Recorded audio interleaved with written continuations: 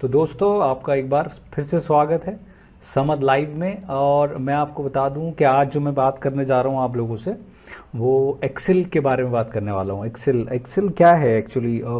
मुझे लगता है कि अगर आज आप किसी छोटी सी दुकान में काम कर रहे हैं या फिर एक पर्टिकुलर ऑफिस में या फिर किसी कमर्शियल किसी ऑफिस में आप काम कर रहे हैं तो आपको एक्सेल का बहुत ज़्यादा यूज़ करना पड़ता है। तो मैं आज इस वीडियो में आप लोगों को एक्सेल पूरी तरह से समझाने की कोशिश करूंगा। और बिल्कुल जो बिगनर्स हैं, जो बिल्कुल जिन्हें नहीं आता है, वो भी इस अगर वीडियो को देख लें तो फिर उन्हें कहीं सीखने की ज़रूरत नहीं पड़ेगी। आपको बस ये करना है कि मेरा वीडियो आप कंटिन्यू देखते रहिए। ये वीडियो में मैंने कोशिश करूंगा कि आप लोगों को इसका पूरा इंटरफेस के बारे में, कैसे क्या करना होता है, एक्सेल एग्जैक्टली होता क्या है, कैसे इसमें काम किया जाता है, सारी चीज़ों पर मैं बात करना चाहूँगा। ठीक है। एक्चुअली ये पहली बात तो ये कि एक्सेल होता क्या है। ये माइक्रोसॉफ्ट ऑफिस का एक पार्ट है। माइक्रोसॉफ्ट ऑफिस, आप किसी भी इंस्टीट्यूट में आप जाते हैं तो आप देखते हैं वहाँ पे आपको सजेस्ट किया जाता है कि भाई आप कम से कम डीसीए कोर्स करिए, डिप्लोमा इन कंप्यूटर एप्लीकेशन। तो उसमें एक एक्सेल सबसे मेन चीज़ होती है। तो एक्सेल में काम करने के लिए आपको जाहिर है भाई इसके इंटरफेस के बारे में पूरी तरह से पता होना चाहिए और आपको पता होना चाहिए कि हम इसमें काम कैसे कर सकते हैं और ये काम करता कैसे है और इसमें किया क्या जाता है। तो ये एक बहुत अच्छा इंटरफेस है, बहुत अच्छा एक टूल है कह सकते हैं, जो कि हम यूज़ कर पाएंगे फॉर कैलकुलेशंस, टैबुलेशंस के लिए और डेटा को सॉर्ट करने के लिए, डेटा को मैनेज करने के लिए, डेटा एंट्री करने के लिए। बहुत ही इजी तरीके से हम इसमें काम कर सकते हैं और नंबर ऑफ लार्ज स्केल पे मतलब हम डेटा को उसमें स्टोर कर सकते हैं और डेटा के साथ अलग अलग फंक्शंस को यूज़ कर सकते हैं। तो सबसे पहले मैं बता दूं आपको, ये एक्सेल में जो आप देख रहे हैं यहाँ पे जो लाइंस हैं, तो ये आप देख रहे हैं यहाँ पे, ये कॉलम्स कहलाते हैं। जो वर्टिकल सेट्स आप देख रहे हैं इसे हम कॉलम कहते हैं। ये जो होता है आपका हॉरिजॉन्टल सेट ऑफ सेल्स जो होता है वो उसे हम रोज कहते हैं। और एक जो पर्टिकुलर बॉक्स है, खाना है, the intersection point of rose and column, इसे हम एक सेल का नाम देते हैं। तो मैं यहाँ पे बता देता हूँ उसका ऊपर, सबसे ऊपर जो लाइंस, जो रेड लाइन देख रहे हैं आप, जो रेड बार है, इसे आप कहेंगे टाइटल बार। और उसके नीचे आप जस्ट देख रहे हैं यहाँ पे लिखा है home, insert, page layout, formula, data, review, view, ये सारी चीज़, ये सारे जिस पे हैं ये सारे मेन्यू, तो इसे हम कहते हैं मेन्यू बार।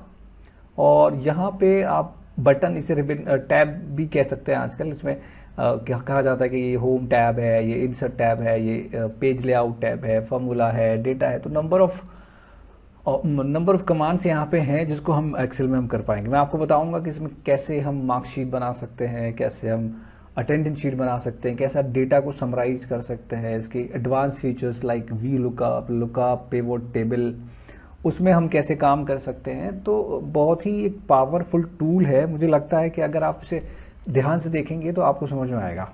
तो शुरू करते हैं। पहले मैं एक दो लाइन लिख देना चाहता हूँ उसके बारे में कि कैसे ये काम करता है। और तो जैसा कि मैंने आपको बताया कि ये बहुत ही ज़्यादा पावरफुल टूल है। यहाँ पे हम काम जो करेंगे, तो उससे पहले मैं आपको बता दूँ यहाँ पे एक जो जितने भी सॉफ्टवेयर हम यूज़ करते हैं उसको एक जब हम फाइल को सेव करते हैं तो उसको एक नाम कंप्यूटर हमें प्रोवाइड करता है। तो एक्सेल की हर फाइल को कंप्यूटर एक नाम प्रोवाइड करेगा, उसे कहते हैं हम एक्सेल एस।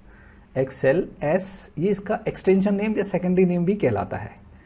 ठीक है, एक्सटेंशन नेम या फिर सेकेंडरी नेम भी इसको हम बोल सकते हैं। अब इसमें होता क्या है, एक्सेल, मान लीजिए आपके पास बहुत सारे सॉफ्टवेयर की फाइल्स हैं। अब आप उसमें देखना चाहते हो कि इसमें एक्सेल की फाइल कौन सी है, तो जिसके आगे एक्सेल एस आपको लिखा हुआ नजर आएगा, आप समझ जाओगे कि ये एक्सेल की फाइल होती है। ठीक है। उसके बाद मैंने जो बताया कि रो, अब रो होती क्या है, जैसे कि एक छोटी सी लाइन आप याद रखें कि a horizontal set of cells is called row, इसे हम रो कह देते हैं। सेम उसी तरह से आप देख सकते हैं कि कॉलम क्या होता है। कॉलम को स्पेलिंग थोड़ी गलत हो गई, कॉलम क्या होता है। अब इसी का जस्ट, क्योंकि ये मैंने आप लोगों को बताया था कि ये वाला जो है वर्टिकल वाला, ये हॉरिजॉन्टल वाला, तो ये वर्टिकल जितने भी सेट बना हुआ है, यानी ये एक वर्टिकल सेट हो गया। तो इसे हम लिख देंगे यहाँ पे a vertical set of cells is called is called what, column. ठीक है, अब हम सेल्स की बात कर लेते हैं। तो सेल क्या है, the intersection point of rose and column, point of rose and column. Column और रो को जो काटती हुई लाइन है उससे जो बनता एक बॉक्स है उसे हम कह देते हैं सेल। ठीक है, उसके बाद आप यहाँ पे देखेंगे नीचे सबसे ऊपर हमने देखा टाइटल बार था, ये मेनू बार था, यहाँ पे ये टैब ये खुलते रहते हैं, इसके अलग अलग ऑप्शंस यहाँ पे आप देख सकते हैं। उसके बाद ये कहलाता है फॉर्मूला बार, जहाँ पे हम फॉर्मूला देते हैं। एक्सेल में हम कैलकुलेशन से रिलेटेड बहुत सारे काम कर सकते हैं, डेटा को ऑर्गेनाइज कर सकते हैं, तो फॉर्मूला हम यहाँ पे एडिट भी कर सकते हैं, फॉर्मूला हम यहाँ पे लिख भी सकते हैं। इसे हम नेम बॉक्स कहते हैं, नेम बॉक्स। जहाँ पे भी आप रखेंगे तो उसका नेम भी शो करता है। उसके अलावा अब ये जो मैंने जैसे कि आपको बताया था सेल है, तो यहाँ पे आपको एक चीज़ का बहुत ध्यान रखना होता है कि सेल का एक एड्रेस होता है, जो कि कॉलम, ये जो आप देख रहे हैं ABCD, ये है कॉलम लेवल्स, और ये 1 2 3 जो आप देख रहे हैं ये है रो लेवल। तो इनकी कॉम्बिनेशन से जो मिलके बनता है उसे हम कहते हैं सेल का एड्रेस। तो अभी आप देख सकते हैं यहाँ पे क्या है, F है और यहाँ पे 5 है, तो 5 और F को मिला के ये बना F5, जो कि यहाँ पे भी लिख के आ रहा है, तो इसका एड्रेस जो हुआ वो F5 हुआ। तो फॉर्मूला में आपको इस एड्रेस की बहुत ज़रूरत पड़ती है, तो आपको ये ज़रूर पता होना चाहिए कि कौन सा एड्रेस है किस सेल का। तो जैसे अभी आप देखें कि ये हो गया हमारा I2, ये हो गया है F15 और ये हो गया है N3। इस तरह से आप समझ सकते हैं कि ये एड्रेसेस की बात हो गई। उसके बाद हम नीचे आते हैं, ये आप देखेंगे यहाँ पे वो आपको शीट दिखाता है कि आपकी स्प्रेड शीट्स जो हैं ये पूरी वर्कबुक कहलाती है, और इस एक वर्कबुक में आप देखेंगे 3 शीट्स आपको मिलती हैं। ऐसी बहुत सारी शीट्स आप इसमें और ऐड कर सकते हैं, वो ऐड हम यहाँ से कर सकते हैं। जैसे क्लिक करेंगे तो शीट 4, इसी तरह से क्लिक करेंगे तो शीट 5, इस तरह से आप बहुत सारी चीज़ इसमें ऐड कर सकते हैं। 100-200 तक तो मैंने भी करा के देखी है, बाकी पता नहीं कि इसमें बहुत ज़्यादा मतलब डेटा हम कर सकते हैं। तो ये जो सेल है मैं बता दूं आपको, लगभग 1,67 लाख समथिंग इसमें सेल्स होते हैं। आप अंदाज़ा लगा सकते हैं इतने सारे सेल्स, यानी ये शीट्स आप ना तो एक टाइम में देख सकते हो और ना ही इसका प्रिंट आउट निकाल सकते हो। तो इस शीट का ये इतनी लार्ज होती है, तो बड़े लार्ज स्केल पे हम डेटा को ऑर्गेनाइज करके इस पर रख सकते हैं, और इस तरह की बहुत सारी शीट्स आपको इसमें मिलती जाती हैं। ठीक है, तो अब यहाँ पे जो होम टैब की बात कर ले हम सबसे पहले। होम टैब जो दिया गया है पूरा फॉर्मेटिंग से रिलेटेड दिया गया है। अब जैसे कोई भी डेटा है आपका, उस डेटा को आप फॉर्मेट करना चाहते हो, फॉर्मेट इन द सेंस आप उसका साइज़ बढ़ाना चाहते हो, कलर उसमें डालना चाहते हो, या आप उसको स्टाइल उसके लाइक बोल्ड, इटैलिक, अंडरलाइन, यहाँ पे आप उसकी फ्रेमिंग करना चाहते हैं, बॉर्डर लगाना चाहते हैं, तो उसके लिए ये जो पूरा टैब है, आप ये फॉन्ट के नाम से है, आप देख सकते हैं यहाँ पे इसका साइज़ आपको डायरेक्ट बढ़ाना है, यहाँ से आप साइज़ बढ़ा सकते हैं। अब ये सेल हमारा देख रहे हैं कि वो अपने साइज़ में है और ये बड़ा हो गया है, तो उसको एडजस्ट करने के लिए यहाँ से इसको पकड़ के इस तरह से हम इसको एडजस्ट कर देते हैं। ठीक है, इस तरह से हम छोटा कर सकते हैं। इसी तरह यहाँ पे भी हम रो को भी ऊपर नीचे अपने हिसाब से, आप जितना डेटा एक्सटेंड मतलब बड़ा किया है उसके हिसाब से डेटा को बड़ा या छोटा किया जा सकता है। ठीक है, तो ये बात हो गई। तो अब लाइक मैंने बड़ा करके दिखाया, छोटा करना है डायरेक्ट यहाँ से आप छोटा कर सकेंगे। उसके अलावा कलर भरना है, यहाँ से आप देख रहे हैं ये फ़ॉन्ट का कलर है, यहाँ पे फ़ॉन्ट के बहुत सारे आप देखेंगे कलर्स हैं, कोई भी एक कलर यहाँ से आप भर सकेंगे। ठीक है, इसको कलर को भरने के बाद आप इसको बोल्ड करना चाहते हैं, इटैलिक स्टाइलिश करना चाहते हैं, इसके नीचे कोई अंडरलाइन लगानी है आपको, इस तरह से हम फॉर्मेट कर सकते हैं। उसके अलावा अब बात कर सकते हैं यहाँ पे कि अब आपको एक इतना एरिया में आपको बॉर्डर बनाना चाह रहे हैं, तो बॉर्डर आप चाहते हैं कि सिर्फ 2 लाइन्स बॉर्डर हो, तो आपको कुछ नहीं करना है, यहाँ से 2 लाइन्स बॉर्डर ये है और ये है, आप देख सकते हैं 2 लाइनों का एक बॉर्डर बन गया। अब मान लीजिए आप नहीं चाहते इसको रखना है, तो आप इसको हटाएंगे तो नो बॉर्डर कर देते हैं। अब ये कैलकुलेशंस वगैरह में इसका बड़ा यूज़ होता है, आगे मैं एक बार और आप लोगों को बताने की कोशिश करूँगा। उसके साथ साथ ये कि जैसे हम नंबरिंग पे काम करते हैं इस पर, तो जैसे मैंने कोई एक नंबर लिखा है, अब उस नंबर को अलाइन करना है, आपको सेंटर में रखना है, सेंटर में रखना है। ये मैंने इसको चूज़ किया हुआ है। अगर मान लीजिए मैं इसका साइज़ बढ़ाता हूँ तो ये ऊपर सेट है, मुझे सेंटराइज करना है इसको और भी ज़्यादा बिल्कुल, तो इस तरह से हम सेंटर में कर सकते हैं। ठीक है, तो इस तरह से हम देख रहे हैं डेटा को एडजस्ट करने का और फॉर्मेट करने का तरीका। कट पेस्ट और कॉपी पेस्ट तो आई थिंक मुझे लगता है जो कंप्यूटर जो क्या आजकल जो मोबाइल भी चलाते हैं उनको भी कॉपी पेस्ट का बड़ा अच्छा सा नॉलेज होता ही है। तो यहाँ पे कट है, आप यहाँ से इसे कट कर लें, इस तरह से डॉटेड लाइन जब तक चलती रहेगी इट मीन्स आप जब तक पेस्ट कर सकते हो। कर्सर मैंने यहाँ रखा है और मैंने यहाँ से इसको पेस्ट कर दिया है। अब मुझे यही चीज़ दोबारा से यहाँ पे लानी है, तो फिर से हम वहाँ पे भी रखनी है, तो हम कॉपी और दूसरा ऑप्शन पेस्ट का इस्तेमाल, तो वो दोनों जगह रहती है चीज़। ठीक है, अब ये एक ऑप्शन दे रखा है इन्होंने यहाँ पे फॉर्मेट पेंटर का। अब ये फॉर्मेट पेंटर क्या है? फॉर्मेट पेंटर से आप किसी पर्टिकुलर फॉर्मेट को दूसरी जगह अप्लाई कर सकते हो बिना कुछ किए हो। बस एक क्लिक करना है यहाँ पे आपको और ये क्लिक करेंगे तो वो जो फॉर्मेटिंग थी वो फॉर्मेटिंग यहाँ अप्लाई हो गई और पुरानी फॉर्मेटिंग यहाँ से हट जाती है। तो इस तरह से बस एक क्लिक पे आप किसी भी बड़े से बड़ा एरिया, जितना भी एरिया आप सिलेक्ट करेंगे उस एरिया को फॉर्मेट किया जा सकेगा।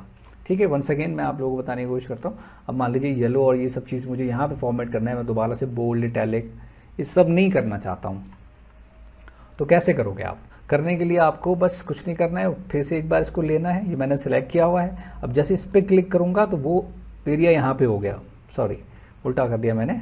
वंस अगेन आपको मैंने ये सिलेक्ट किया हुआ है और सॉरी इसको सिलेक्ट करना है और मुझे जिस एरिया को फॉर्मेट करना है उसको यहाँ पे मैं सिलेक्ट कर दूँगा। तो आप देख रहे हैं यहाँ पे अब उसी फॉन्ट में उसी कलर में आपको फॉर्मेटिंग करके मिल जाएगा। आपको वो सारी चीज़ें दोबारा से सेट करने की ज़रूरत नहीं है, कौन सा फॉन्ट था आपको याद नहीं करना पड़ेगा, आपको डायरेक्ट ये मिल जाएगा। ठीक है, तो एक बात तो ये हमने यहाँ तक क्लियर किया। अब तक आप देख सकते हैं हमने सारी चीज़ें यहाँ से समझने की कोशिश की है। धीरे धीरे करेंगे चीज़ें आ जाएंगी, बस आपको रिपीट कर करके देखना होगा वीडियो को थोड़ा सा। अगर आप जहाँ पे कहीं मुझे आपको लगता है कि मैं तेज़ बोल रहा हूँ या फिर चीज़ नहीं समझ में आई है तो उसको आप दोबारा से भी रिपीट करके देख पाएंगे। तो हमने सबसे ऊपर देखा टाइटल बार, मेन्यू बार, ये टैब्स हैं, ये आपका फॉर्मूला बार है, ये नेम बॉक्स है और ये आपके कॉलम लेवल्स हैं और ये आपके रो लेवल्स हैं। यहाँ पे आप देख रहे हैं शीट्स आपको कितनी मिली हुई हैं। उसके नीचे ये जो रेडी लिखा है इस पे आप अपने एक्सेल शीट को जूम और अनजूम भी कर सकते हैं इस तरह से। और यहाँ पे इसकी कुछ व्यूज़ हैं, शीट को आप कैसे कैसे देख सकते हो, किस किस तरह से देख सकते हो। यहाँ पे आपको 3 तरीके दिए हुए हैं अपनी शीट को देखने के लिए कि आप शीट्स को इस तरह से देख सकते हैं। ठीक है, तो ये व्यू भी हमने करके देख लिया। लास्ट में ये होता है हमारा, ये तो हमें सबको पता है, टास्क बार होता है। यहाँ पे सारे जो भी हम काम कर रहे होते हैं वो सारे यहाँ पे दिखाई देते हैं। तो चलें, ये तो था इसका थोड़ा सा इंट्रोडक्शन। अब मैं आपको इसके आगे की बात बता दूं कि मैं आपको आज मार्कशीट बनाना सिखाता हूँ। मार्कशीट में काम कैसे करते हैं और एक नए स्टूडेंट को, नए बंदे को एक मार्कशीट अगर क्रिएट करनी है, फॉर्मूला कैसे अप्लाई करेंगे, क्या क्या उसके अंदर लिखा जाएगा और किस तरह से हम काम कर पाएंगे उसके अंदर, तो वो इसमें मैं आपको बताने की कोशिश करता हूँ। तो मैं एक ले लेता हूँ यहाँ से शीट 2 लेने के बाद मैंने यहाँ पे इसको सेलेक्ट किया है और सेलेक्ट करने के बाद ये एक ऑप्शन देख रहे हैं आप यहाँ पे मर्ज एंड सेंटर का। मर्ज एंड सेंटर में आप जैसे क्लिक करेंगे तो कंप्यूटर क्या करता है कि ये सारी रोज को एक कर देता है, कॉलम के जो पॉइंट थे सेल्स को, सॉरी। तो ये हमारा मर्ज हो गया और सेंटर का मतलब जो भी हम टास्क यहाँ पे, जो भी हम टेक्स्ट यहाँ पे लिखेंगे तो वो बिल्कुल सेंटर से लिखना शुरू करेगा। देख रहे हैं मर्ज एंड सेंटर का इस्तेमाल। उसके बाद मैं इसको यहाँ से साइज़ थोड़ा सा बड़ा कर लेता हूँ, यहाँ से बैकग्राउंड में कलर डाल लेता हूँ और यहाँ से इसके ऊपर वाला कलर ये थोड़ा सा अच्छा नहीं लग रहा है, थोड़ा सा कुछ इसका कॉम्बो मैं समझता हूँ रेड ज़्यादा दिखाई दे रहा है। तो इस तरह से हमने एक हेडिंग मेंशन कर लिया है यहाँ पे। जैसे कि मैंने बताया था, आप लोगों को याद रखना है कि कॉलम लेवल और रो लेवल को मिला के सेल के एड्रेसेस बनते हैं। तो वो एड्रेसेस कैसे यूज़ होते हैं वो यहाँ पे आपको समझ में आ जाएगा। तो सबसे पहले आप यहाँ पे लेंगे नेम। नेम के बाद मैंने कहा भाई कि मेरे पास जो सब्जेक्ट हैं फ़िलहाल हिंदी हो सकता है, मैथ हो सकता है, उर्दू हो सकता है और आपका साइंस हो सकता है और आपका इसके अलावा हम एक और सब्जेक्ट कोई ले लेते हैं। 5 सब्जेक्ट की मार्कशीट पे हम काम कर सकते हैं और आपका इंग्लिश हो सकता है। तो ये मैंने 5 सब्जेक्ट लिए हैं। उसके आगे मैं यहाँ पे लिख लेता हूँ एक टोटल, कि हमें टोटल निकालना पड़ेगा। उसके बाद हम बात करते हैं यहाँ पे परसेंटेज की। तो परसेंटेज को शॉर्ट में लिख लिया मैंने यहाँ पे परसेंट का। और उसके बाद मैं यहाँ पे निकालता हूँ एक डिवीज़न कैसे निकालेंगे। उसके बाद हम इसमें देखेंगे कि डिवीज़न के साथ साथ हम कैसे काम कर सकते हैं। डिवीज़न के अलावा हम और एक रिजल्ट ले लेते हैं। सम टाइम हमें ज़रूरत पड़ती है कि भाई इसके मार्क्स मैक्सिमम कितने रहे, तो मैक्सिमम मार्क्स पे हम काम कर लेते हैं। तो बंदे का नाम कुछ भी हो सकता है। मैंने लिखा है जयप्रकाश बंदे का नाम। अब ये क्योंकि नाम देख रहे हैं मेरा बड़ा हो गया है, तो मैंने आपको बताया था इस तरह से हम इसको सेट कर देंगे, बड़ा हो जाएगा कॉलम हमारा। उसके बाद हम इसको मार्क्स दे देते एक ऐसे एज्यूम कर लेते हैं बंदे को, इसमें इतने मार्क्स मिले, मैथ्स में इतने मार्क्स मिले हैं, उसके अलावा उर्दू में इतने मिले हैं और 76 इसमें मिले हैं, और इंग्लिश में थोड़ा कच्चा था ये बंदा, इसको 40 मार्क्स मिले आउट ऑफ 100। ठीक है, अब आप देखेंगे कि अब आपको निकालना है यहाँ पे टोटल। तो टोटल निकालने के लिए आपको कैसे काम करना पड़ेगा, तो मैं थोड़ा सा जूम कर लेता हूँ, आप देख लेंगे आराम से, फॉर्मूला देख पाएँ ताकि आप। तो मैंने आपको बताया था फॉर्मूला यूज़ करते, तो सबसे पहले आपको याद रखना है जब भी कोई भी फॉर्मूला एक्सेल में लगाया जाएगा तो आपको यहाँ पे इज इक्वल टू ज़रूर लगाना पड़ेगा।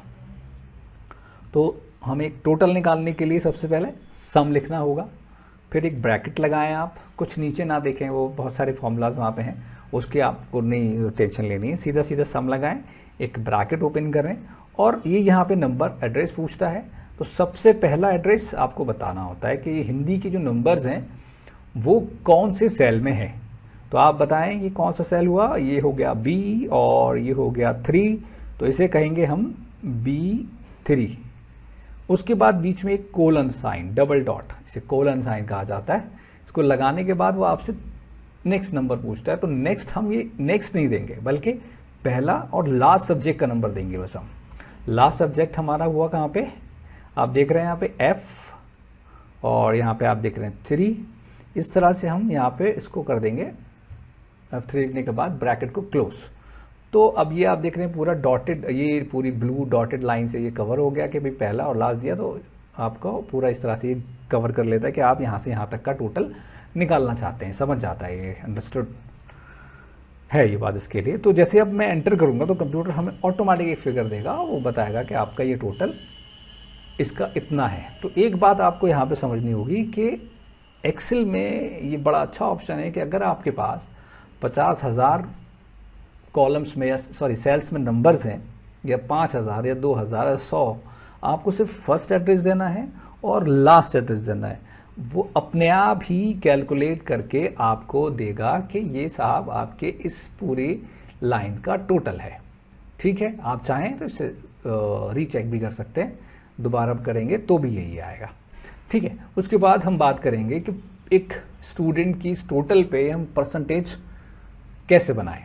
तो परसेंटेज बनाने के लिए एक्सेल में यहाँ बड़ा सिंपल सा एक फॉर्मूला लगा दें कि जो टोटल आया है हमारा, वो टोटल कहाँ पर है, आप देखेंगे G3 के अंदर है, G3। और आप कुछ ना सोचें, G3 के बाद अपॉन जितने भी सब्जेक्ट हैं, आप कुछ नहीं सोचना आपको। 1 2 आप देखेंगे यहाँ पे 1 2 3 4 5 5 सब्जेक्ट हैं, बस 5 लिखें और एंटर करें, ये ऑटोमेटिकली आपको बताएगा 69.6 इसकी परसेंटेज हो गई है। ठीक है, अब यहाँ पे आप देख रहे हैं मैंने ये लिखा था कि भाई डिवीजन भी हमें निकालनी है। तो डिवीजन के लिए हम क्या लगाएं, तो डिवीजन का फॉर्मूला थोड़ा सा आपको, अगर आप नए हैं तो आपको थोड़ा सा टफ लगेगा, लेकिन टफ कुछ नहीं होता, पहली बार या दूसरी बार में आप देखेंगे सिर्फ टफ लगती हैं चीज़ें, और उसके बाद जो है वो जब आपकी समझ में आने लगता है तो बड़ा आसान सा हो जाता है। तो मैं एक बार बता देता हूँ, उसे हम इफ़ कंडीशन के नाम से जानते हैं इसमें, और इफ़ कंडीशन एक्सेल में सबसे ज़्यादा यूज़ होने वाला फार्मूला है। तो कैसे करेंगे वो मैं बताता हूँ आपको। यहाँ पे आप देखेंगे कि आपने लिखा इज इक्वल टू और इफ़ हमने लगाया, और उसके बाद हम टेस्ट, एक लॉजिकल टेस्ट इसमें करवाते हैं कंप्यूटर से, को हम एक इंस्ट्रक्शन देते हैं। कंप्यूटर अपने आप कुछ नहीं करता, आपको उसको इंस्ट्रक्शन देने होते हैं, वो उसके अकॉर्डिंगली कैलकुलेट करके आपको रिजल्ट दे देता है। तो हम एक लॉजिकल टेस्ट यहाँ पे कर रहे हैं। हमने कंप्यूटर से कहा है भाई अगर ये जो हमारी परसेंटेज है, तो वो परसेंटेज कहाँ पर है हमारी, आप ज़रा चेक करके बताएं। ये हुआ H और ये हो गया 3, तो H3 में हमारी परसेंटेज है। हमने कंप्यूटर से कहा कि जो H3 है, यानी अगर H3 और एक लेस देन यहाँ पे हम फॉर्मूला लगाएंगे, लेस देन 45। हमने कंप्यूटर से ये कहा है कि अगर जो H3 है यानी H3 में जो वैल्यू है वो छोटी है 45 से, तो उसको कंप्यूटर क्या करना है, कॉमा लगाए और एक इन्वर्टेड कॉमा में 3 टाइम आई दबा दें।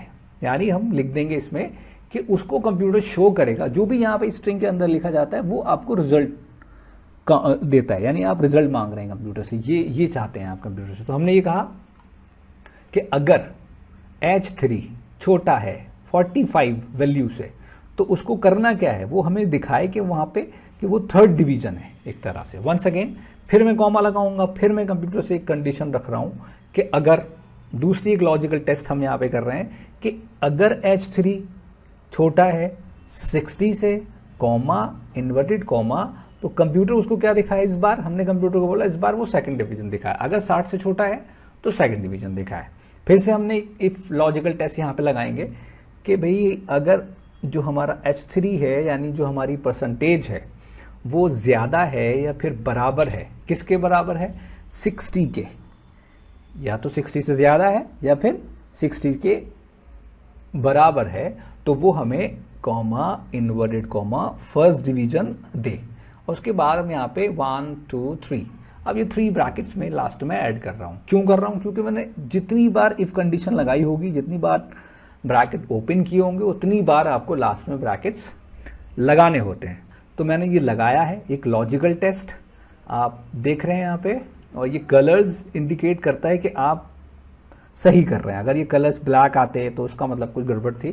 तो फिलहाल यहाँ पे ये मैंने लिखने के बाद कुछ नहीं करना, बस एक एंटर जैसे आप करेंगे तो वो ऑटोमेटिकली वो जो लॉजिकल टेस्ट हमने यहाँ पे इससे कराया था उसके हिसाब से आपको रिजल्ट्स दे देगा। यहाँ पे अब आप देख रहे हैं कि वो फर्स्ट दिखा रहा है। क्यों, हमारी कौन सी लॉजिकल टेस्ट कामयाब हुई, यहाँ पे आप देख सकते हैं ना तो ये 45 से लेस था, ठीक है, और ना ही ये 60 से लेस था, ये 60 के अबव था, यानी ये वाली कंडीशन यहाँ पे अप्लाई हो रही है और वो ऑटोमेटिकली हमें फर्स्ट प्रोवाइड कर रहा है। और ये कंडीशन कौन सी है, जो हमारा इंडियन एजुकेशन सिस्टम है उसमें अगर किसी स्टूडेंट की परसेंटेज 45 से कम रह जाती है तो वो थर्ड डिवीजन माना जाता है, और इसी तरह 60 से अगर कम होती है तो वो सेकंड डिवीजन माना जाता है, और अगर 60 से बड़ी होती है या 60% मार्क्स किसी के आते हैं तो वो फर्स्ट डिवीजन में। तो वो हमारा इंडियन एजुकेशन सिस्टम, हमने यहाँ पे एक लॉजिकल टेस्ट रखा, उसके हिसाब से एक्सेल ने हमें कैलकुलेट करके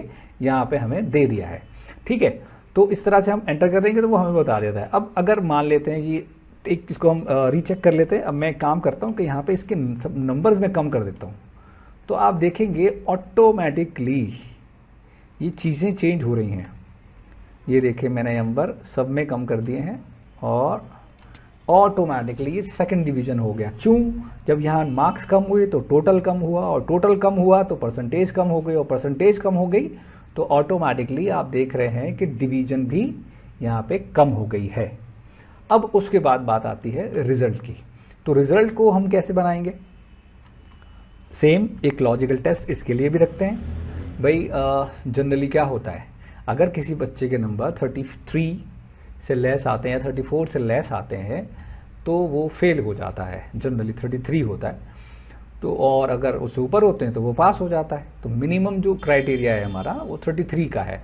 तो एक लॉजिकल टेस्ट यहाँ पे भी रख के देख लेते हैं। हमने कंप्यूटर को बोला है कि भाई अच्छा याद रखें कि इज इक्वल टू ना बोलें, अगर इज इक्वल टू भूल जाएंगे तो वो आपको रिजल्ट नहीं देगा, एरर देगा। तो हमने एक कंडीशन यहाँ पे रख रहे हैं। वो कंडीशन क्या है कि भाई हमारे जो सब्जेक्ट है यानी हिंदी के जो मार्क्स हैं वो कहाँ पर है, आप देखें बी और ये है 3। तो हमने कंप्यूटर को बोला कि जो B3 है अगर इस सेल के अंदर मार्क्स कम है 33 से, तो हमने इसको बोला उसको क्या करे कंप्यूटर, इन्वर्टेड कॉमा में हमने डाल दिया यहाँ पे कि उसको फेल दिखाए। सेम कंडीशन फिर मैंने रिपीट की है, भाई C3 भी अगर छोटा है 33 से, क्योंकि भाई फेल में तो एक ही कंडीशन लगेगी, अगर 33 से C3 भी छोटा है तो आपको फेल दिखाना है भाई। इफ हमने फिर वही कंडीशन रिपीट करी है D3 के लिए कि भाई D3 अगर छोटा है किससे, 33 से, कॉमा इन्वर्टेड कॉमा, तो भी फेल हो जाए। फिर हमने कहा, कुछ लोग कंफ्यूज हो जाते हैं कि भाई कैपिटल लेटर में लिखना है स्मॉल में लिखना है, कैसे भी आप फॉर्मूला किसी भी तरह से लगा सकते हैं। तो D3 यानी 3 तक हो गया। अब उसके बाद फिर मैंने कहा कि अगर E3 छोटा है 33 से, आप देख रहे हैं 33 से कॉमा इन्वर्टेड कॉमा, तो भी फेल हो। फिर से आप देखें, इफ F3 छोटा है 33 से कॉमा इन्वर्टेड कॉमा, तो भी वो फेल हो जाए। हम इस तरह की कंडीशन यहाँ पर रखते हैं। अब हमने कंडीशन सारे सब्जेक्ट के लिए रख तो दी। अब अगर ये नहीं हो तो क्या हो, तो ऑफ कोर्स हम फिर से उसका लास्ट फाइनल डिसीजन कि अगर ऐसा नहीं हो तो कंप्यूटर हमें बताए कि ये पास है बंदा। ठीक है, अगर ये 33 से कम है तो फेल दिखाए, अगर 33 से कम नहीं है किसी में भी तो वो हमें पास दिखाए। अब मैंने यहाँ पे ये लिख दिया पास। उसके बाद जितनी बार भी हमने यहाँ पे ये खोला था ब्रैकेट, उस ब्रैकेट को हम उतनी ही बार बंद करेंगे। 1 2 3 4 5 टाइम हमने ब्रैकेट लगाए थे क्योंकि 5 सब्जेक्ट थे। अब 5 सब्जेक्ट होने के बाद जैसे ही मैं एंटर करता हूँ तो आप देखेंगे वो मुझे पास दिखाने लग गया। अब यहाँ पे टेस्ट कर लेते हैं कि हमारा ये काम कर रहा है। अब मैंने इसको यहाँ पे 32 नंबर दे दिया, मैथ में इसके नंबर फेल कर दिया, तो अब देखें वो हमें फेल दिखाता है। जैसा कि हम सबको पता है कि अगर हम एक सब्जेक्ट में फेल हो जाते हैं तो फिर वो फेल ही काउंट किया जाता है कि भाई फेल है आप, ठीक है, या फिर वो बात की बात है कि वो प्रमोटेड हो या जो भी हो। ठीक है गाइस, समझ में आ रहा होगा आई होप। मैं कोशिश कर रहा हूँ आपको बहुत अच्छे से समझाने की और थोड़ा सा आप भी समझने की कोशिश की। धीरे धीरे चीज़ें आ जाएंगी, आई प्रॉमिस। अगर आप थोड़ा सा फॉलो करेंगे मुझे तो बहुत सारी चीज़ें आप लोगों के लिए लाता रहूँगा और इसी तरह के और भी वीडियोज़ में बनाता रहूँगा स्पेशली आप लोगों के लिए। तो अब ये मैक्सिमम की हम बात करते हैं। अब मैक्सिमम में क्या है, अब हम इतने सारे सब्जेक्ट हैं इसके 5, हमें ये दिखाना है अपनी मार्कशीट में कि भाई कितना मैक्सिमम कितना मार्क्स हैं इसके, कौन से सब्जेक्ट में सबसे ज़्यादा है मतलब। तो आप यहाँ पे कुछ ना लिखें, सिर्फ MEX लिखें मैक्स, और फिर से एक फॉर्मूला नंबर 1 यानी हिंदी यानी B3 और कोलन साइन, और लास्ट एड्रेस यानी हमारा जो सब्जेक्ट का लास्ट एड्रेस है वो है F3। अब जैसे ही आप यहाँ पे ब्रैकेट को क्लोज करेंगे आप देखेंगे कि आप इसको बताएगा कि भाई इस बंदे के सबसे हाईएस्ट मार्क्स जो गए हैं वो 98 गए हैं, यानी मैथ में सबसे ज़्यादा हाईएस्ट इसके मार्क्स हैं। तो इस तरह से हम यहाँ पे फॉर्मूलाज का इस्तेमाल करके और इफ़ कंडीशन को इस्तेमाल करके और कैलकुलेशंस को इस्तेमाल करके इस तरह से हम एक मार्कशीट का परफॉर्म बना सकते हैं। तो अभी तो ये मैंने मार्कशीट आप देख रहे हैं हॉरिजॉन्टल वे में बनाई है, ठीक है, लेकिन जब हम एक प्रिंटेड मार्कशीट को देखते हैं वो वर्टिकल वे में होती है। तो वो भी मैं बनाऊंगा आप लोगों के लिए। धीरे धीरे चीज़ें समझ में आएंगे आपको। तो वीडियो को आराम से देखिए, अगर कोई चीज़ समझ में नहीं आ रही है तो दोबारा देखिए, ठीक है। मैं एक बार दोबारा से यहाँ पे एक और बंदे का नाम लेके किसी का और एक बार थोड़ा सा फास्ट ट्रैक में वही चीज़ें रिपीट कर देता हूँ ताकि आप लोग उसको समझ सकें। तो कैसे मैंने कहा कि भाई जय एक बंदा है और उसके मार्क्स इतने आए हैं, इतने आए हैं, इतने आए हैं, इतने आए हैं, और उसके बाद इसका टोटल निकालना है तो क्या करना पड़ेगा, या ये ऐसे ही समझ रहे हैं आपको इज इक्वल टू और सम और ब्रैकेट और पहला नंबर, यानी अब इसका नंबर जो होगा वो B4 होगा, ठीक है, क्योंकि जय 4 में है। तो B4 अगर छोटा B4 colon sign last address is F4 और ब्रैकेट क्लोज, और जैसे हम एंटर करेंगे तो वो बताएगा आपको कि भाई इसका टोटल इतना है। तो सेम यहाँ पे चेंज क्या होगा, इसी तरह से अब G के साथ यहाँ पे आप देख रहे हैं G, और ये पहले 3 था अब ये G4 हो गया है। तो G4 के बारे में पता करना है, G4 upon number of subject is 5, तो बताएगा इसकी परसेंटेज कितनी बनी है 68.6%। सेम वही फॉर्मूला एक बार मैं थोड़ा सा फास्ट ट्रैक में, ये जो है हमारा परसेंटेज कहाँ पर है, आपको याद रखना है कि डिवीजन हमेशा परसेंटेज पे बनती है। तो H3 में है ये, H3 में वो H4 में है। तो H4 is less than 45 comma inverted comma, और यहाँ पे आप देख रहे हैं थर्ड लगाया, फिर मैंने रिपीट किया if H4 is less than 60 comma inverted comma second division, if H4 is greater than is equals to 60 comma inverted comma first division. तो इस तरह से आपको डिवीजन का फॉर्मूला लगाना है, और लास्ट में जितनी बार मैंने बताया था कि इफ आप चूज करते हैं उतनी बार आपको लास्ट में ब्रैकेट बंद करने होते हैं। अब जैसे एंटर करेंगे आप देखेंगे इसकी भी फर्स्ट डिवीजन है, क्योंकि यहाँ पे आप देख रहे हैं 68.6% इसकी परसेंटेज बनी है। इसी तरह से एक बार फिर से मैं पास निकालने की कोशिश करता हूँ। इफ़ मैंने कहा भाई इस बार हमें B4 का इस्तेमाल करना होगा। B4 छोटा है किससे? हाँ 33 से, कॉमा, इन्वर्टेड कॉमा, फिर क्या लिखना है? फेल। फिर मैंने कहा इफ़, फिर मैंने कहा B के बाद C4 अगर छोटा है 33 से, कॉमा, इन्वर्टेड कॉमा, फिर फेल। फिर मैंने कहा इफ़ D4 अगर छोटा है 33 से, कॉमा, इन्वर्टेड कॉमा, फिर फेल। फिर मैंने कहा इफ़ E4 अगर छोटा है 33 से, कॉमा, इन्वर्टेड कॉमा, फिर फेल। तो इस तरह से आप वही कंडीशन यहाँ पे लगाएंगे और फेल के बाद लास्ट में उसको बता देंगे कि भाई हमें अगर ये कंडीशन नहीं होती है तो आप पास दिखाओ। तो इस तरह से जितनी बार इफ लगाया था यहाँ पे भी हम एक बार और लगेगा। हाँ, कुछ मिस्टेक रह गई शायद यहाँ पे, जैसे एंटर करके देखते हैं तो वो हाँ यस कर देंगे तो ऑटोमेटिक वो एडजस्ट कर देगा अगर कोई छोटी मोटी मिस्टेक्स होती हैं, अदरवाइज वो आपसे फिर करेक्शन करने को बोलता है।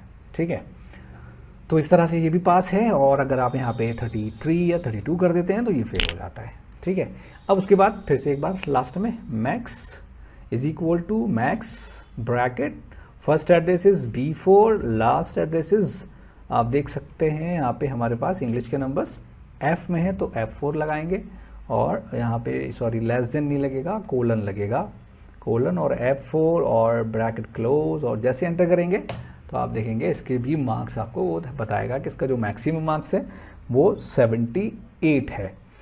ठीक है गाइस, तो ये तो बात थी हमारी मार्कशीट के बारे में। ठीक है, अब मार्कशीट में एक फॉर्मूला है, एक ऑप्शन यहाँ पे आप देख रहे हैं कंडीशनल फॉर्मेटिंग लिखा है।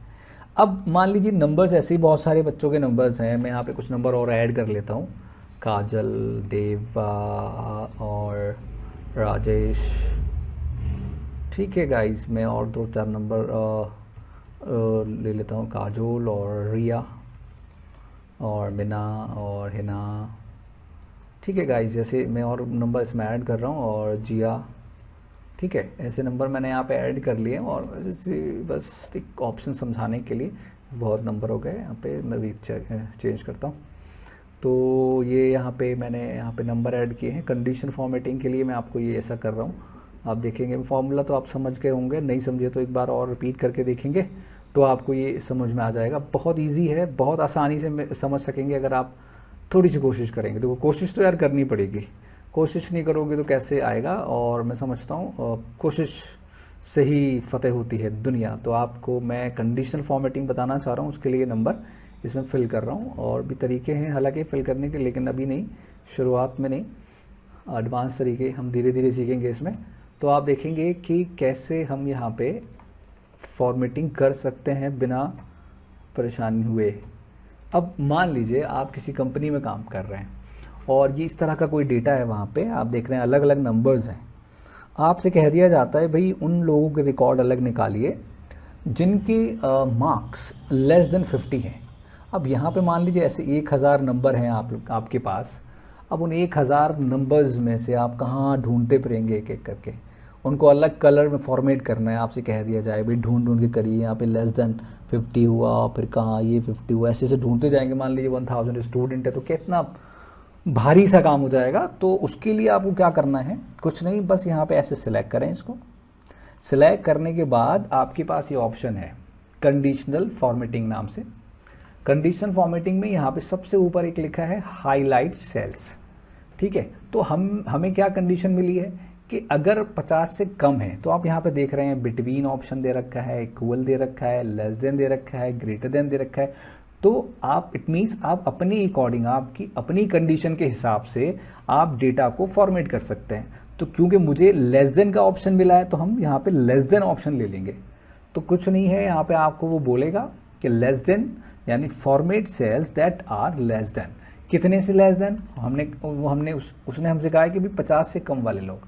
तो जैसे मैं 50 लिख रहा हूँ तो आप यहाँ देख रहे हैं पीछे ये पूरा ऑटोमेटिकली चेंज हो गया, यानी उसको अपने आप 1000 लोगों के नंबर उसने फॉर्मेट कर दिए हैं विद इन अ सेकेंड्स। अगर आप ये काम एक एक करके करते तो क्या कर पाते, कितनी प्रॉब्लम होती।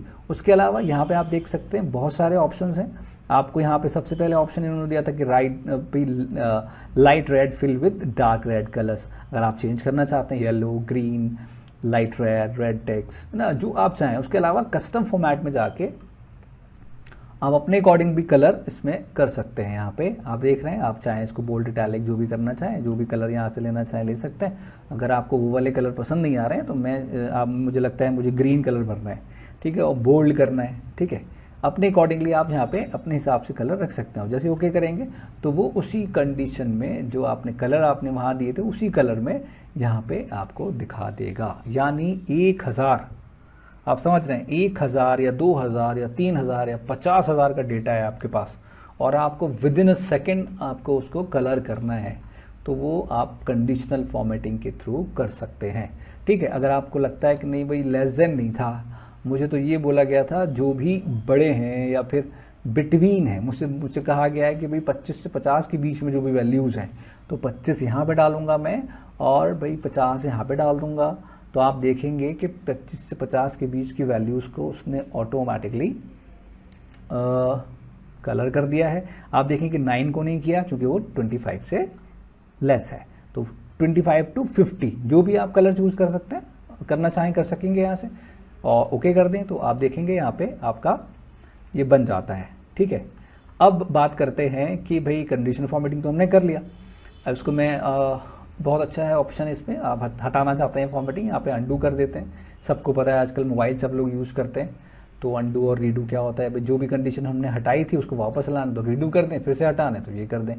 यहाँ पे आप देख रहे हैं एक्सेल का एक सिंबल बना रहता है, एक्स काइंड ऑफ एक्स, और ये आप देखेंगे यहाँ पे सेव करने के लिए ऑप्शन है। यहाँ पे शॉर्टकट भी आपको दिखा रहा है कि अपनी फाइल को आप सेव कैसे करें। इस पर क्लिक करें, वो आपसे पूछने लगता है कि आपको भाई सेव जो करनी है फाइल वो कहाँ पे करनी है।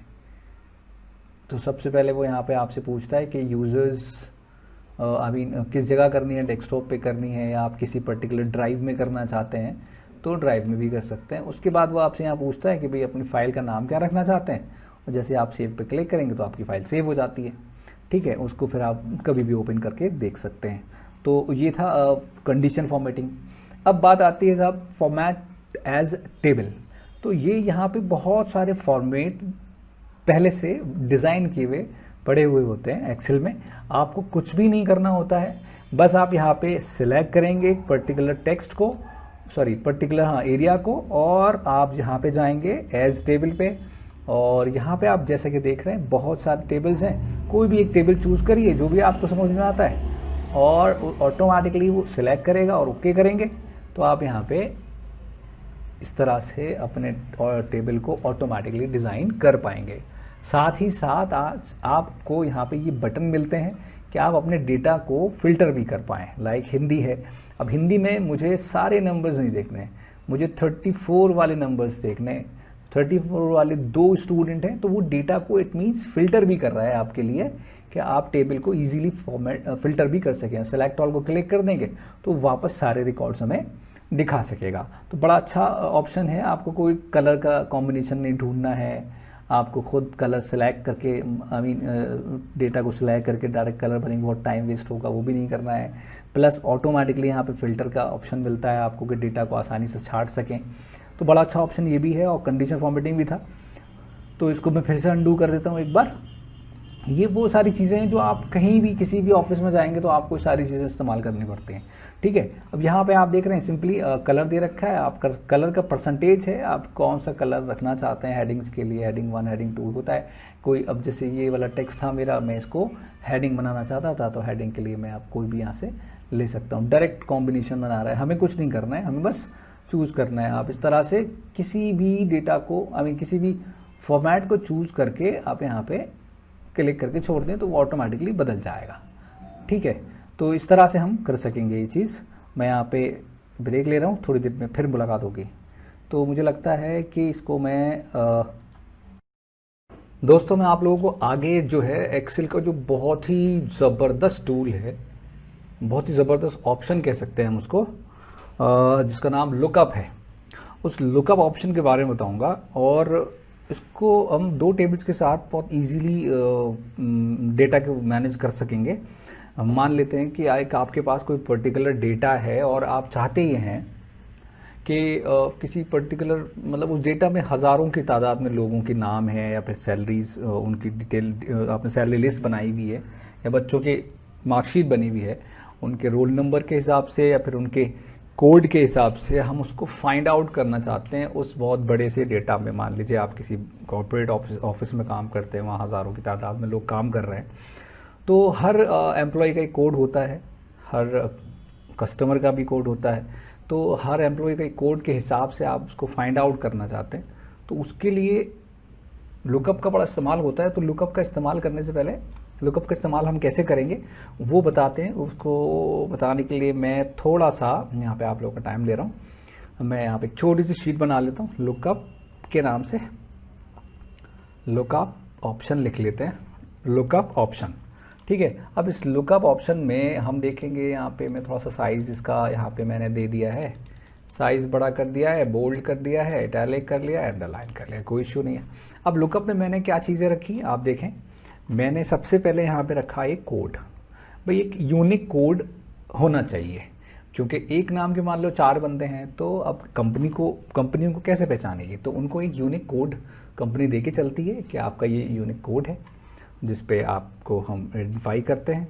और अब उस बंदे का नाम भी कुछ ना कुछ होगा, जाहिर है, और उस बंदे की रैंक भी कुछ ना कुछ होगी, किस पोस्ट पे काम कर रहा है, और उस बंदे को मिलता क्या है, यानी सैलरी उसकी कितनी है। अब मैं एक छोटी सी, एक बड़ी सी बल्कि एक लिस्ट बनाने की कोशिश करूँगा ताकि आपको इजीली समझ में आ जाए। तो कोड मैंने यहाँ पे डाला है 102 103 104 105 106 107 108 10 9 10। मान लो 10 लोगों का ही मुझे निकालना है अगर, तो 10 लोगों को निकालने के लिए हम कैसे करेंगे, यहाँ पे उनके 10 नाम भी लिखने पड़ेंगे यार। एक हो गया जय, एक हो गया राजू, एक हो गया राजेश, और एक हो गया रहीम, एक हो गया राजीव, और एक हो गया राजकुमार, और एक हो गया राजेंद्र, एक हो गया राहुल, एक हो गया राम। ठीक है, मैंने यहाँ पे सारे नाम लिख दिए हैं।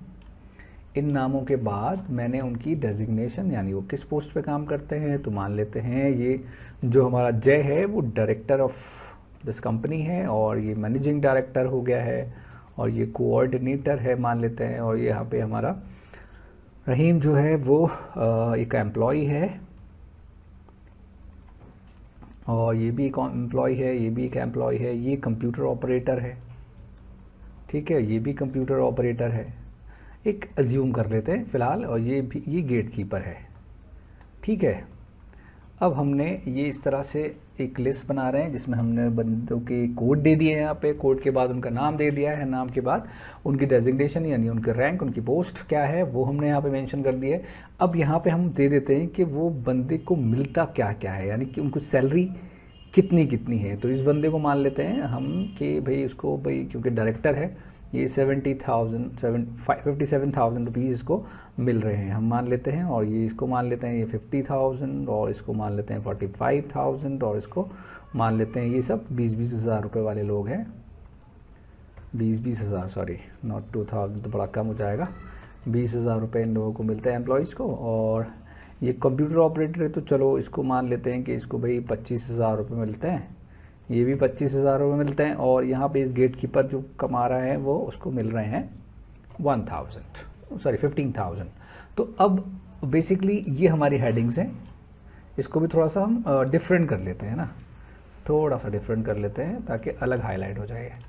तो अब हमें क्या कहा गया है कि आपको किसी भी पर्टिकुलर कोड के हिसाब से बंदे को फाइंड करना है, और अब आपके पास ये डेटा बहुत सारी तादाद में है। यहाँ तो सिर्फ मैंने 10 लोगों की लिस्ट बनाई है, आपके पास बहुत सारी तादाद में ये डेटा है, तो इस डेटा को हम कैसे करेंगे।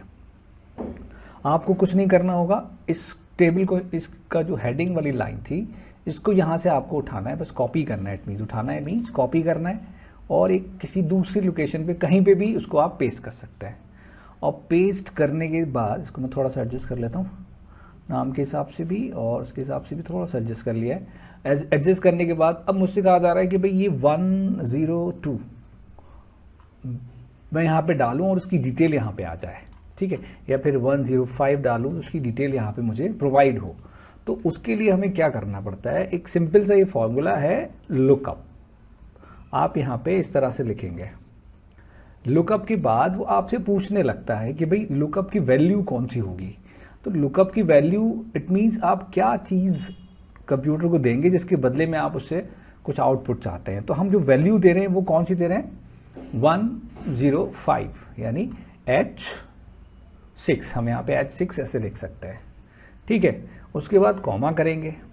उसके बाद वो पूछता है भाई वो टोटल लुकअप का वेक्टर कौन सा है, यानी वो एरिया जहाँ पे आपने पूरा लिस्ट को बनाया हुआ है।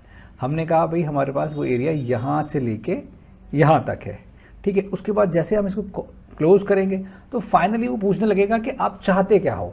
105 डाल के इस जगह पे आपको क्या चाहिए, नेम चाहिए, रैंक चाहिए या सैलरी चाहिए। तो क्योंकि अब हम नेम वाले कॉलम में हैं, इसके नीचे तो हमें नेम ही चाहिए, तो हम क्या करेंगे, इस रिजल्ट वाले वेक्टर में इसको नेम वाली लाइन को ऐसे सिलेक्ट कर देंगे और ब्रैकेट क्लोज करके जैसे एंटर करेंगे तो वो हमें ऑटोमेटिकली, आप देख रहे हैं यहाँ पे बताने लगेगा कि भाई 105 पे रहीम है। अब आप देखो यहाँ पे 108 डाला आपने, ऑटोमेटिकली राजेंद्र हो गया। 104 डाला तो ऑटोमेटिकली यहाँ पे राजेश हो गया।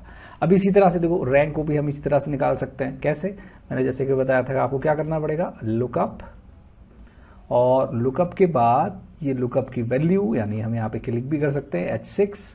फिर लुकअप का वेक्टर कौन सा हुआ, जो टेबल हमारे पास पूरा है जिसमें सारा डेटा है उसको वेक्टर कहा गया है यहाँ पे। उसके बाद रिजल्ट का वेक्टर यानी वो एरिया, वो लाइन जो आप चाहते हैं। जैसे हमने यहाँ पे नेम चाहा था, अब क्योंकि हम रैंक ढूंढ रहे हैं तो रैंक के लिए रैंक वाली लाइन को सिलेक्ट करके जैसे एंटर करोगे तो वो आपको बताएगा कि राजेश जो है वो कंप्यूटर ऑपरेटर है, ठीक है। फिर इसी तरह से हम यहाँ पे एक बात दोबारा से निकाल लेते हैं। क्या करना पड़ेगा, यस, लुकअप आपको करना पड़ेगा। और लुकअप करने के बाद लुकअप की वैल्यू जो होगी वो 104 यानी H6 में है। कॉमा करेंगे, वेक्टर कौन सा होगा, वेक्टर आपका ये होगा जो लिस्ट आपने टोटल बना के रखी हुई है। अगर 2000 की लिस्ट है, 4000 की लिस्ट है तो आपको 4000 की देनी होगी, ठीक है, सारा सिलेक्ट करके देना होगा आपको। उसके अलावा फिर आपने कहा कॉमा, और फिर वो आपसे कह रहा है भाई आपका ये वेक्टर क्या है। अब क्योंकि सैलरी निकाल रहे हैं तो सैलरी वाले हम कॉलम को लेंगे और हम जैसे इसको एंटर करेंगे तो वो हमें बता देगा। तो अब आप यहाँ पे देखेंगे कि आप कोई भी कोड आप डालें, यहाँ पे कोई भी कोड डालेंगे आप देखेंगे ऑटोमेटिकली सारी चीज़ें आपके सामने चेंज हो रही होंगी।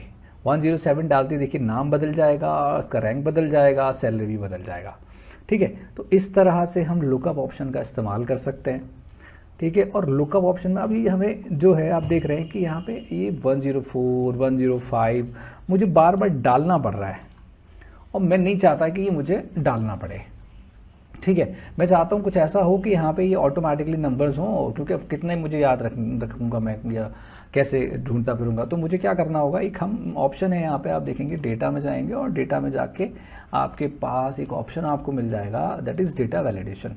और डेटा वैलिडेशन में हमारे पास एक ऑप्शन है, वो कैसे यूज़ करते हैं उसको, हम इसमें यहाँ पे इसको सिलेक्ट करेंगे दोस्तों, और उसको सिलेक्ट करने के बाद हम पहले तो फॉर्मूला में जाएंगे और फॉर्मूला में जाके डिफाइन नेम पे इस पर क्लिक करेंगे। और डिफाइन नेम पे वो आपसे पूछता है कि आप इस पर्टिकुलर एरिया को क्या नाम देना चाहते हैं, क्योंकि यहाँ पे हमने नंबर्स दे देते हैं, या कोई भी आप नाम अपने हिसाब से XYZ रख सकते हो, या XYZ ही रख लेता हूँ मैं, XY रख लेता हूँ, XY, ठीक है। ओके कर देंगे हम। ओके करने के बाद कर्सर को यहाँ पे रखेंगे। कर्सर को यहाँ पे रखने के बाद आप डेटा में जाएंगे और डेटा में जाने के बाद आप यहाँ पे डेटा वैलिडेशन पे क्लिक करेंगे। और डेटा वैलिडेशन पे क्लिक करने के बाद आप यहाँ पे चूज़ करेंगे, जस्ट अ सेकेंड, हम यहाँ पे चूज़ करेंगे लिस्ट, और लिस्ट में हम इज इक्वल टू लगा के जो हमने वहाँ नाम दिया था, हमने नाम दिया था XY। जैसे XY को क्लिक करेंगे और ओके करेंगे तो आप यहाँ देखेंगे कि एक बटन यहाँ पे बन जाएगा और वो सारी लिस्ट आपके सामने यहाँ पे अवेलेबल होगी। आप उस लिस्ट को क्लिक करें, ऑटोमेटिक जैसे आप क्लिक कर रहे हैं आप देख रहे हैं यहाँ पे आपके सामने आपको चीज़ मिल रही है ऑटोमेटिकली। आप बस क्लिक करते जाएं और इस तरह से आप किसी भी बड़े से डेटा का एक पूरा ऑर्गेनाइज मैनर में रख सकते हैं। और आपको सिर्फ कोड देना पड़ेगा। कोड देने के बाद आप देखेंगे कि ईजीली आप काम को कर पा रहे हैं। ठीक है, तो अगर आपको ये वीडियो मेरी पसंद आ रही है तो आप इसे प्लीज़ कंटिन्यू देखते रहें। आई प्रॉमिस कि मैं पूरी कोशिश कर रहा हूँ कि आप लोगों को ईजी तरीके से एक्सेल की एक एक चीज़ के बारे में सिखाया जा सके। यहाँ पे बहुत सारे एडवांस ऑप्शंस हैं, मैं इन सारे ऑप्शंस के बारे में धीरे धीरे बात करूँगा आपसे। तो please keep watching. Thank you very much. Hello दोस्तों, मैं यहाँ पे आपको एक और बहुत ही ख़ास ऑप्शन के बारे में बताने वाला हूँ। इसको आप कंटिन्यू देखिए और एक बार गौर से देखिएगा। बहुत ही ख़ास ऑप्शन है और इसका नाम है एडवांस ऑप्शन, जो मैंने यहाँ पे लिखा हुआ है, आप देख सकते हैं।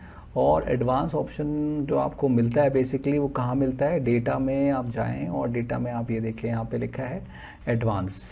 तो इस एडवांस्ड ऑप्शन का यूज़ क्या है? इस एडवांस्ड ऑप्शन का यूज़ ये है कि हम डेटा को फिल्टर करते हैं थोड़ा सा डिफरेंट वे में। तो करते कैसे हैं? बेसिकली लोग इसको खोलते हैं, देख के रह जाते हैं कि कैसे क्या करेंगे, समझ नहीं आता है। यहाँ पे कई सारी चीज़ें दे रखी हैं। एक तो लिस्ट रेंज है, क्राइटेरिया रेंज है और कॉपी टू रेंज है। ठीक है, तो इसको बहुत सारे लोगों को इसके बारे में नहीं पता है।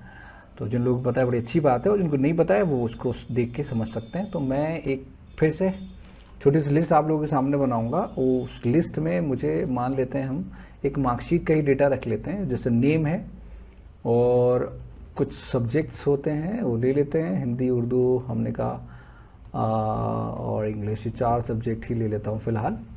और इन 4 सब्जेक्ट को हम कैसे करते हैं कि भाई इनके नाम जो भी हैं और वो लिख लेते हैं, और किशन और Hari and Hina and Meena and Jiya, इस तरह की कुछ भी जो भी आपके मन में नाम आए वो लिख सकते हैं।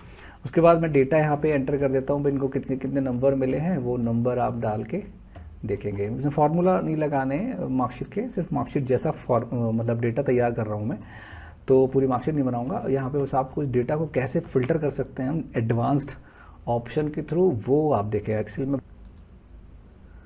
सॉरी, तो मैं आपको बता रहा था कि ये मैंने लिस्ट बनाई हुई है और इस लिस्ट में आप देख रहे हैं, इस लिस्ट में मैंने यहाँ पे बच्चों के नाम और उनका नंबर्स हिंदी में, मैथ में, उर्दू में और इंग्लिश में यहाँ पे मेंशन कर दिए हैं। अब हम चाहते क्या हैं? अब हमसे ये डेटा मेरे पास मान लें एक बड़े स्केल पे है, यानी 1000 स्टूडेंट का डेटा है मेरे पास, और मुझसे प्रिंसिपल साहब ये कह देते हैं कि आपको भाई 5 मिनट के अंदर काम ये करना है कि उन सारे बच्चों की लिस्ट मुझे बना के दीजिए जिनके नंबर मैथ में, इंग्लिश में या उर्दू में 50 से या 60 से कम आए हैं।